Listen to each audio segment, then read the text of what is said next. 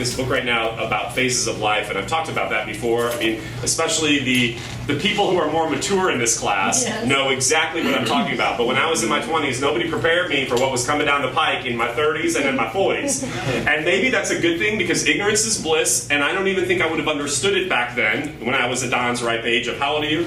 24. Good God. I mean, I wouldn't have even understood what's 40. I mean, 40 seems so ancient to me back then, right? Yeah. So I think it would have gone, you know, just over my head. However, I think it's important because we're so much more connected, I think, nowadays, and I think the conversations that we're having, people can relate to them at all kinds of different levels universally.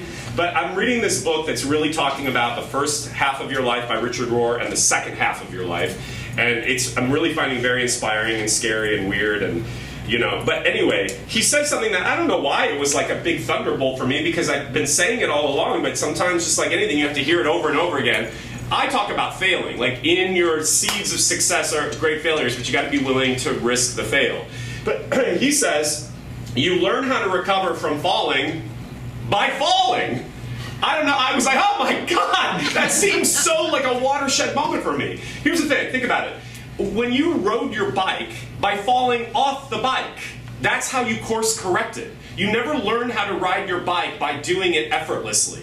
There was so much, if you had never gotten back on your bike, you know, I actually, weirdly enough, mention an experience I had about learning how to ride my bike with my dad, where I kept crying and he kept putting me back on the bike, and I kept crying. The crying started early for me, as you can see.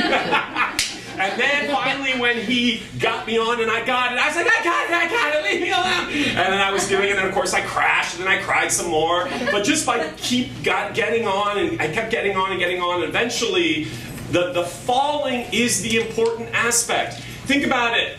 That's what helps you find balance. You don't find balance by not falling.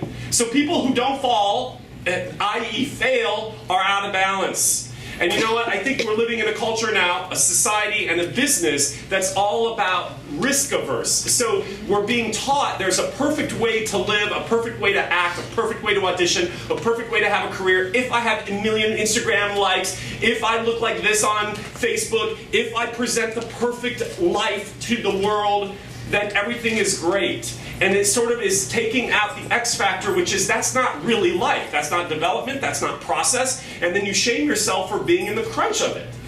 So it's just, we have it rat-ass backwards. You're doing great when you're falling and failing, and it's all seems like Mercury's in retrograde all the time. Seriously. So I think we have a judgment about it, and then we shame ourselves because the pictures we look at portrayed on TV, or the billboards, or the stories that you hear, everybody seems to always have it together so much. And you're like, well, what the hell? I don't. So therefore, I'm never going to quote-unquote make it. You're going to make it not in spite of your failings, but because of it. It's the only way, kids. So I just want us to remember, you learn how to recover from falling by falling. Yeah, I think it's really inspiring, and realizing there's nothing wrong with you in the pursuance of it. If you're not falling, it means that you're not taking the risk, which is doubly scary. Right? Just stay in that for a bit.